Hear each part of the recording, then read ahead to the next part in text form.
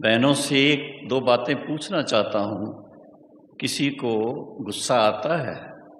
जिनको आता है जरा हाथ खड़ा करो। गुस्सा आता है? अच्छा, अब ये है बात सारी। पांडवों की कहानी में आता है, भृगु ऋषि जी पांडवों को शिक्षा दे रहे थे माउंट आबू पे। भृगु आश्रम सुना होगा आपने। तो उसमें लेसन था उनका कि गुस्सा नहीं करना है, कुछ भी हो जाए गुस्सा नहीं करना है।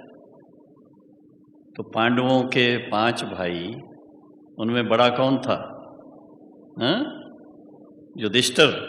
अच्छा, तो बाकी 4 जो थे उन्होंने तो दूसरे दिन जब गुरुजी ने पूछा भाई कल का लेसन याद है, तो चारों ने हाथ खड़ा किया। हाँ, युधिष्ठिर जी ने हाथ खड़ा नहीं किया। दूसरे दिन भी उनसे पूछा, फिर भी हाथ खड़ा नहीं किया। कहा नहीं, अभी तक विजय नहीं पाई है।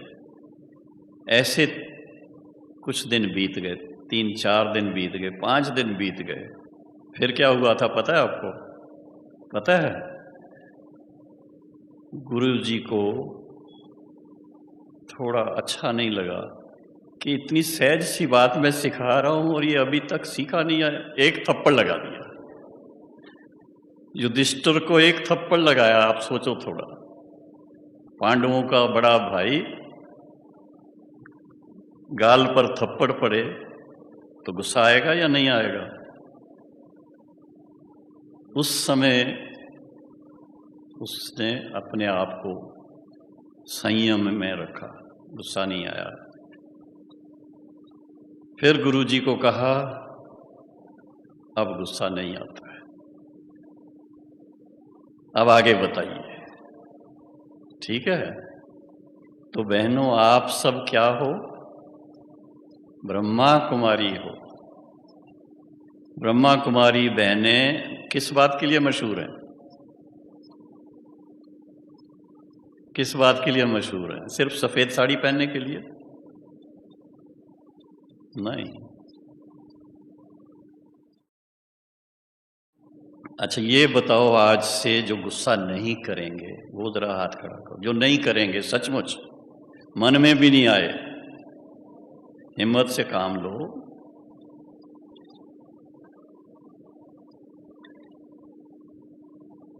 अगर आप देखो, आज की टॉपिक के अनुसार कुमारी जीवन, खुशनुमा जीवन, अगर आप खुशनुमा जीवन में रहना चाहते हो तो आपको ये जो आपकी बहुत प्रिय चीज है, छोटी छोटी बात पे गुस्सा आ जाना, छोड़ सकेंगे? छोड़ सकेंगे? छोड़ देंगे? सच्ची? कुछ बहनें तो ऐसे सोच रही हैं। बहुत बहुत बहुत महीनता से इसके ऊपर विचार करना। जब हमारा स्वधर्म ही क्या है? स्वधर्म ही शांति है। ओम शांति का अर्थ क्या है? मैं आत्मा तो क्रोध स्वरूप तो नहीं है ना? ABC सिखा रहे हैं आपको, ABC। तो ये प्रैक्टिकली अपने जीवन में जब हम ज्ञान को अप्लाई करेंगे, उस ज्ञान का स्वरूप बन जाएंगे। ज्ञान स्वरूप बन जाएंगे तो क्या क्या बन जाएंगे बताओ? पवित्र स्वरूप बन जाएंगे।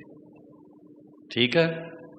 प्रेम स्वरूप बन जाएंगे, शांत स्वरूप बन जाएंगे, शक्ति स्वरूप बन जाएंगे, आनंद स्वरूप बन जाएंगे। देखो, पहले लेसन में कितनी गहराई समाई हुई है, आप सोचो। है पहला लेसन, लेकिन इसकी एप्लीकेशन को देखा जाए अगर, तो पहले लेसन में 50 धर्म ग्रंथ जैसे भरे हुए हैं।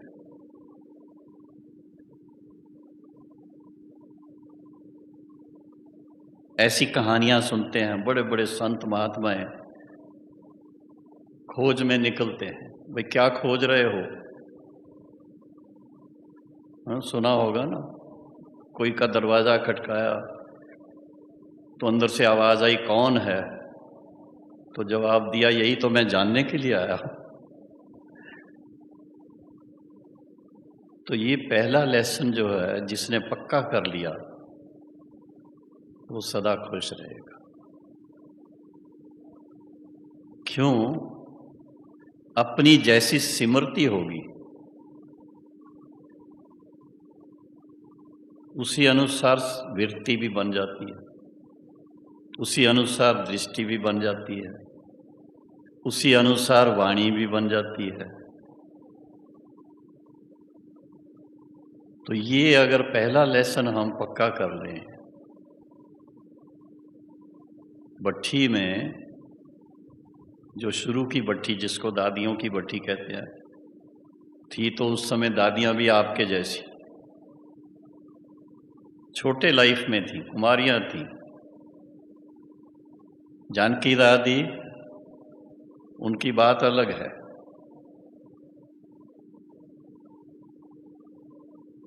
लेकिन जो बड़ी दादियां दूसरी हैं, एक एक बात के लिए कितने कितने दिन तक उसी एक बात के ऊपर अभ्यास किया था, उसका स्वरूप बनने के लिए।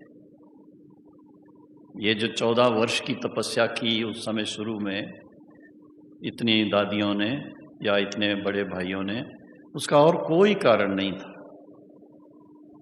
और वो जब इस तपस्या में रह करके, इस धारणाओं में रह करके और इसकी गहराइयों में जा करके जब उन्होंने अच्छी तरह से आत्म स्वरूप का अनुभव किया, बाबा का विशेष समीपता का अनुभव किया, शिव बाबा, ब्रह्मा बाबा के द्वारा इतना बच्चों को लाड प्यार देते रहे, उसके फलस्वरूप 14 साल के बाद वही बहनें, वही माताएं जब सेवा के लिए निकली तो क्या देखने में आता था? जैसे फरिश्ते जो बातचीत करें इतनी मीठी और इतनी प्यारी प्यारी भाषा में, और उनके नैनों में वो ईश्वरी खुमारी। लोग समझते थे ये सुरमा डालते हैं ना, ये सुरमे में जादू है। जादू सुरमे में नहीं था, उनकी जो सिमरती थी, आत्मा की जो स्थिति बनी थी ईश्वरी याद के फलस्वरूप, उसके कारण जो उनकी आभा कहो, ऑरा कहो, लाइट और माइट स्वरूप कहो, इस तरह का बन गया कि वो जैसे चलते फिरते फरिश्ते फील होते थे। फरिश्ता बनना तो बाद की बात छोड़ो, लेकिन इस धरा पर जैसे फरिश्ते चल रहे हैं। और उनको कभी भी गम में नहीं देखा। साकार बाबा बच्चों को कैसे समझाते थे, बाई चांस कोई छोटी बहन, कोई भी, या भाई कोई थोड़ा एकदम कोई भी कारण से ऐसे बैठे हैं जैसे कोई गमगीन हो, जिसको कहते हैं गम हो, कोई चिंता में बैठते हैं, तो बाबा अगर देखता उनको तो क्या कहता था? हाँ, कुमारियों को तो कुछ और नहीं कह सकते, तो पूछते थे बाबा क्या हुआ, तुम्हारी माँ ने शरीर छोड़ा है क्या? कहती नहीं माँ तो बिल्कुल ठीक है। तो फिर तुम ऐसे क्यों बैठी हो? तुम बेहद के बाप की बच्ची, तुमको किसी चीज की कमी नहीं है, फिर ऐसा चेहरा क्यों है? तो क्या कारण होता था? कारण छोटे छोटे कारण थे। एक दो से थोड़ा अनबन हो जाती थी, रूठ जाते थे, किसी से बात कोई ना करे तो और अच्छा नहीं लगता था। लेकिन फिर भी देखो बाबा ने बच्चों को कितना प्यार दिया, और उस प्यार की शक्ति से सिर्फ आदि रतन नहीं जो ओम मंडली में थी बहनें माताएं, उसके बाद भी जो आई हैं, सभी को इतना प्यार दिया, इतना प्यार दिया कि उनको दुनिया की बातें सारी भूल गई। और उसमें खास बाबा याद की यात्रा पर जोर देता। इसका अर्थ क्या है? याद की यात्रा समझते हैं?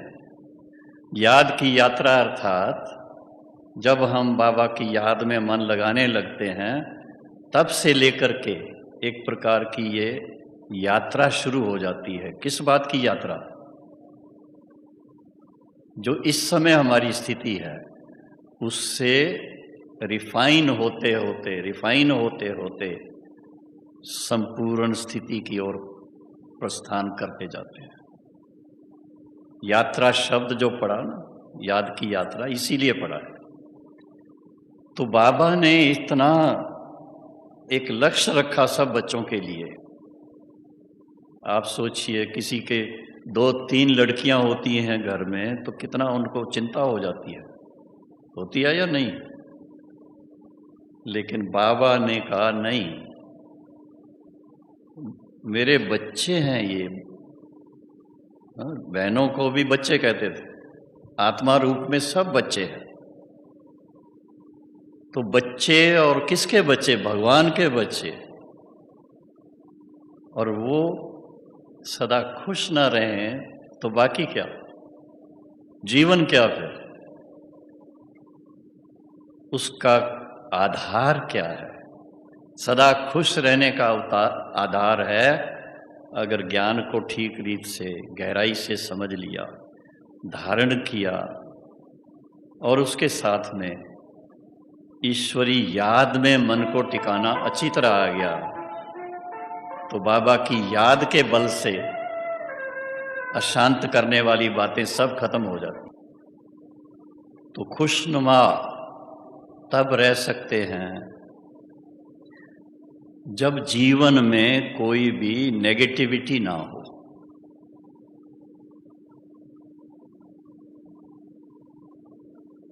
नेगेटिविटी तो सब समझते हैं ना, ऐसी बातें बड़ी बड़ी शब्दों में कुछ और बोलते हैं, क्रोध की बात, ये बात, वो बात, वो 5 विकारों की बात आ जाती है। पर इसके बाद दूसरी भी हैं छोटी छोटी बातें, ईर्ष्या की, द्वेष की, ऐसी ऐसी बातें होती हैं। उसके कारण भी वो मन का सुख रफू चक्कर हो जाता है। तो आज एक काम करना है आपको। हाँ, सबके पास नोटबुक तो है ना? तो नोटबुक में 5 मिनट देंगे आपको, बाबा को एक पत्र लिखो। आपके अंदर जो भी आपको फील होता है कि ये मेरी कमी है और इसको अगर मैं दूर कर दूं तो मैं बहुत अपने जीवन में शांति और सुख में रह सकती हूँ। तो आप एक बार सच्ची दिल से बाबा को वो पत्र लिखो। शॉर्ट में लिखना, ज्यादा लंबा नहीं, 5 मिनट के अंदर। जो गुस्से की बात सबने हाथ खड़ा किया ना जिन्होंने, तो वो भी साथ में लिख दें कि आज से बाबा ये गुस्सा भी आपको अर्पित करती।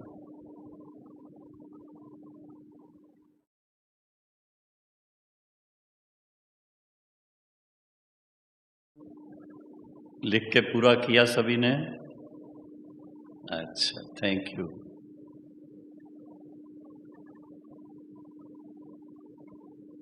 अभी कभी भी मन में, कभी भी देखो, कहने में आता ना, वी आर ह्यूमन बीइंग्स।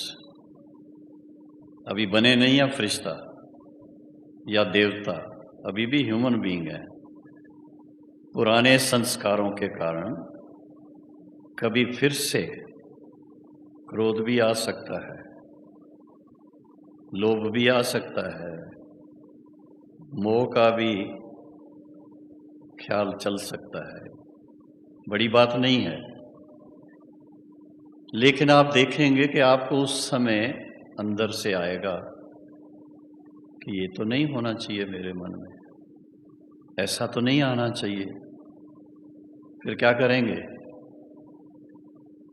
अव्यक्त मुरलियों में बाबा कभी कभी इशारा देते हैं, अच्छा जो कुछ भी ऐसी बात है ना तो बाबा को दे दो, ऐसे कहते हैं ना।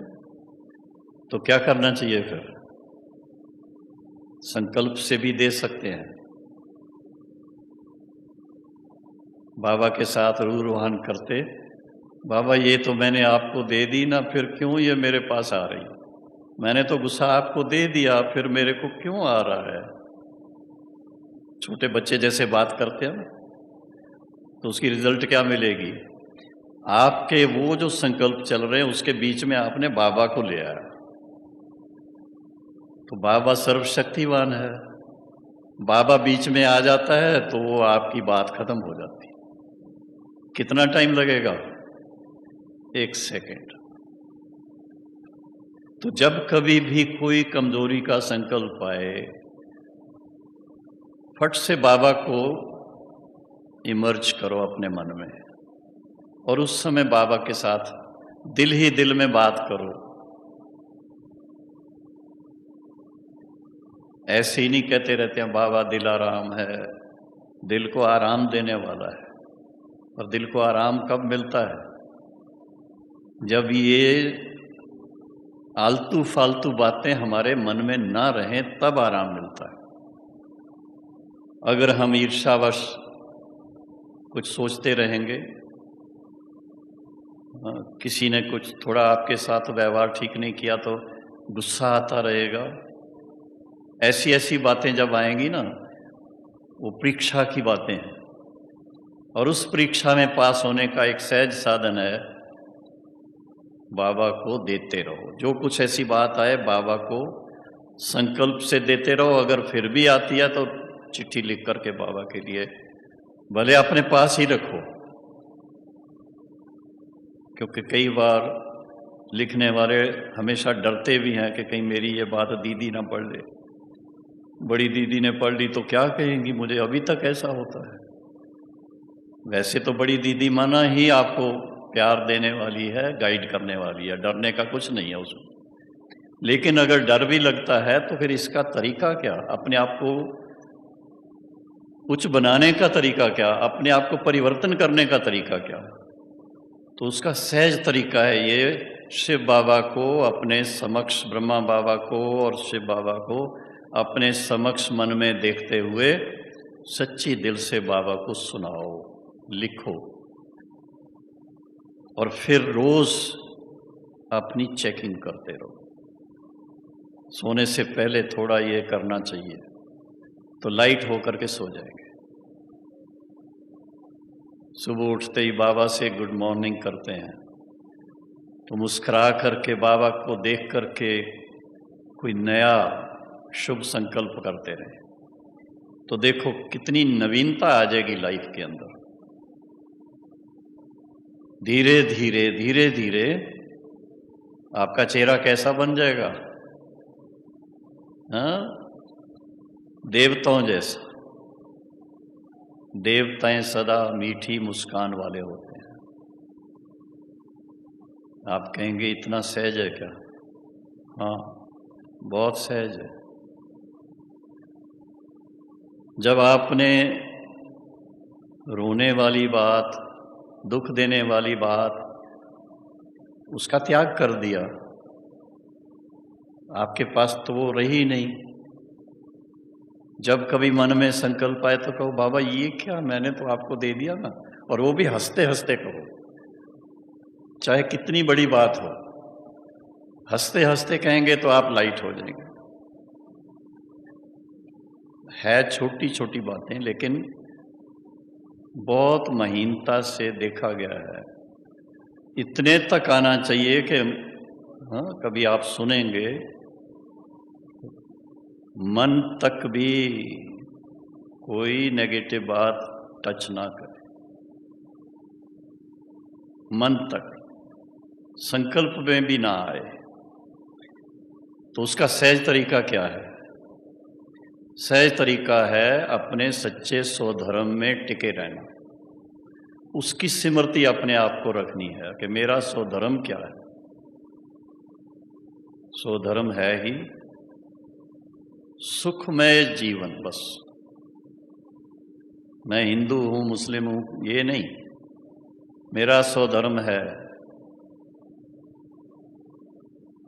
आत्म स्वरूप की स्थिति। तो ये एक तरीका है अपने आप को परिवर्तन करने का। दूसरा है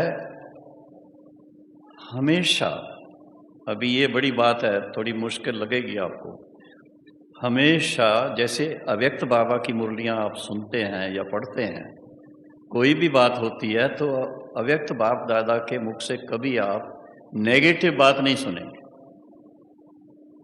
उसको पॉजिटिव। जैसे पहले कोई बच्चा जैसे गिर गया, कहीं चोट लग गई, तो क्या कहते थे? अरे वो देखो, कोई जी छोटे मोटे कोई कीड़ा मर गया, कुछ हो गया तो, और फिर उनको प्यार से समझो करके कोई चीज दे देंगे, रोना बंद करा देंगे। बाबा क्या कहता है? बाबा कहता है मेरे लाडले बच्चे हो आप। तो बाबा का लाड क्या है? लाड प्यार क्या है? लाड प्यार यही है कि बाबा को अपने मन में इमर्ज किया, कोई भी बात है तो बाबा को वो दे दी और आप निश्चिंत हो, मुस्कुराना शुरू कर देंगे। हाँ, इस पर कौन सा गीत है, याद है? याद होगा ना, पुराना गीत है। किसी ने अपना बना के मुझको मुस्कुराना सिखा दिया। अभी किसने नहीं कहेंगे, क्या कहेंगे? बाप दादा ने हमको अपना बना के मुस्कुराना सिखा दिया। तीसरी बात, सारे संसार में सबसे श्रेष्ठ जीवन किसका है? किसका है? कहेंगे ब्राह्मणों का है। यही है ना, सच्चे ब्राह्मणों का। और ब्राह्मणों में भी फिर उससे श्रेष्ठ किसका है? किसका है? कुमारियों का है।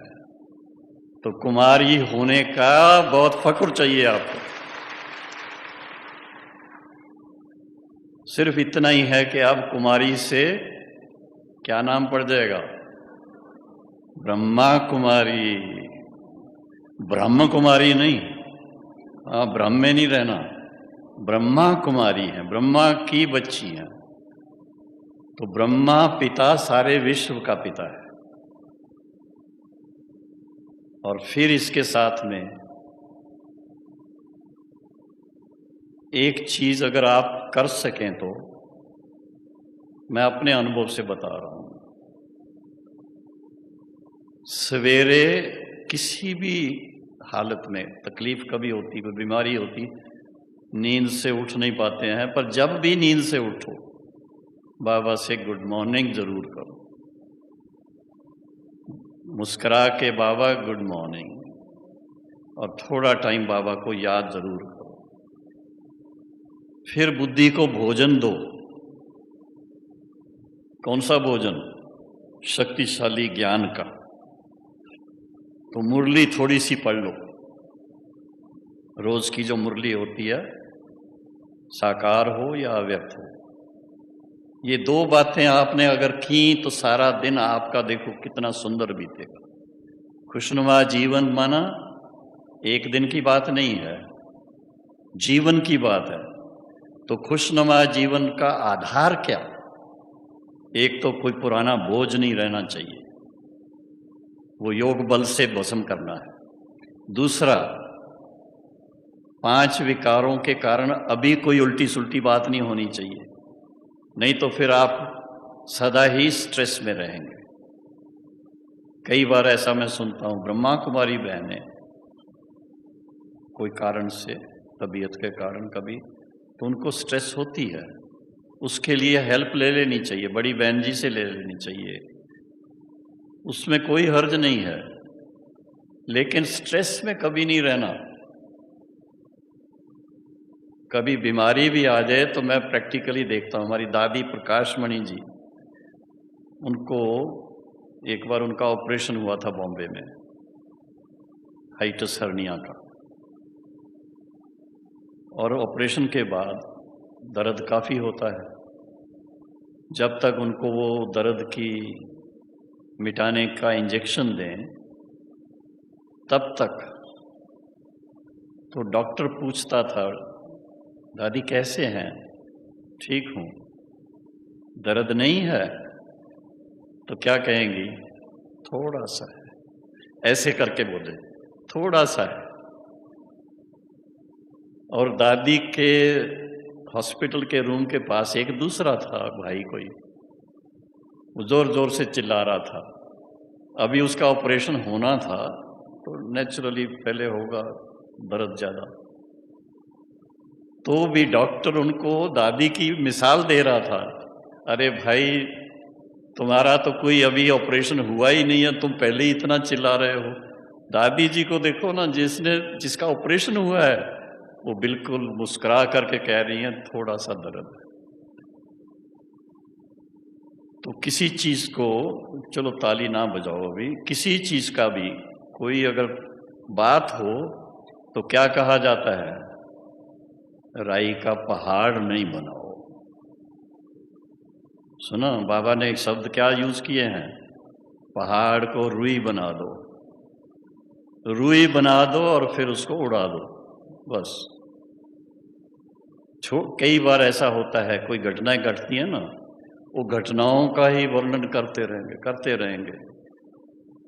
तो साकार बाबा की बात सुनाता हूँ, लास्ट के 3 साल बाबा के, 1966, 67, 68, 69 जनवरी में तो बाबा व्यक्त हो गए।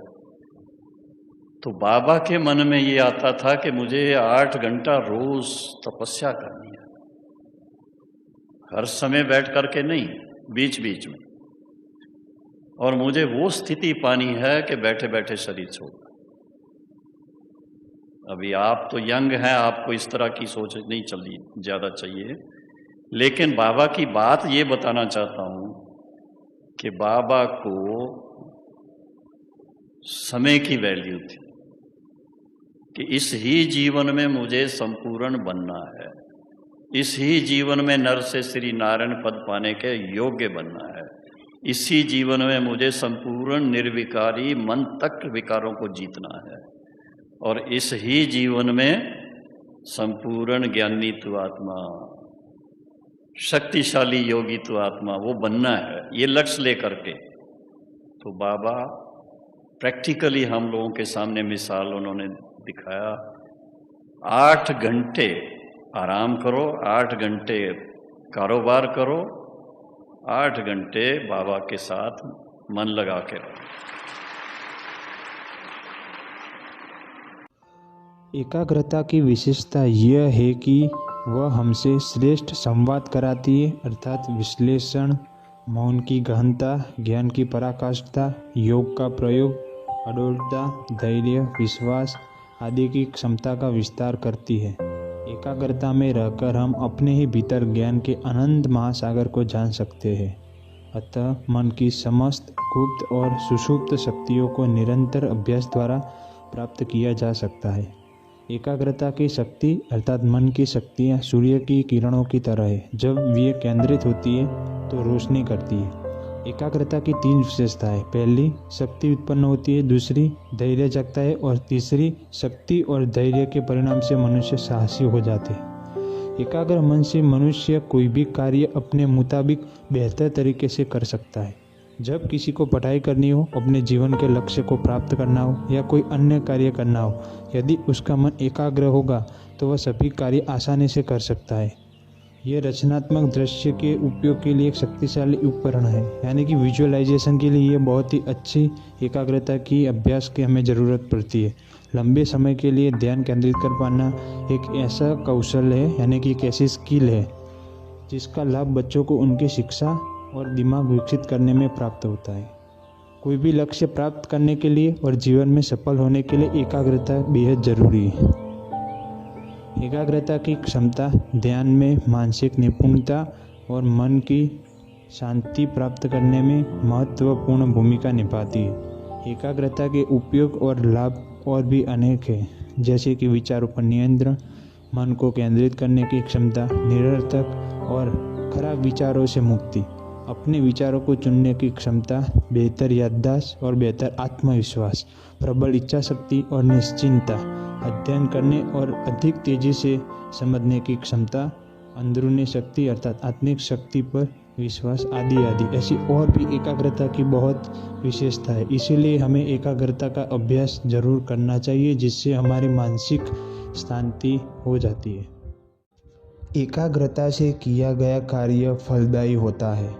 सुखद परिणामों के लिए एकाग्रता को अपने स्वभाव का स्थायी अंग बना लेना चाहिए। एकाग्रता से सर्व शक्तियों की प्राप्ति होती है। एकाग्रता से नवीनता की इन्वेंशन कर सकते हैं।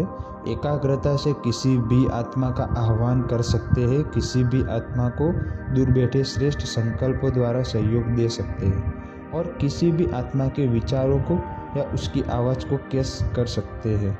एकाग्रता से परखने की शक्ति स्वतः बढ़ती है। एकाग्रता की शक्ति से दूर बैठे भी भटके हुए, परेशान, दुखी, अशांत, रोगी आदि व्यक्तियों को शांति, शक्ति, शुभ, कल्याणकारी व निरोगीपन का वरदान दे सकते हैं।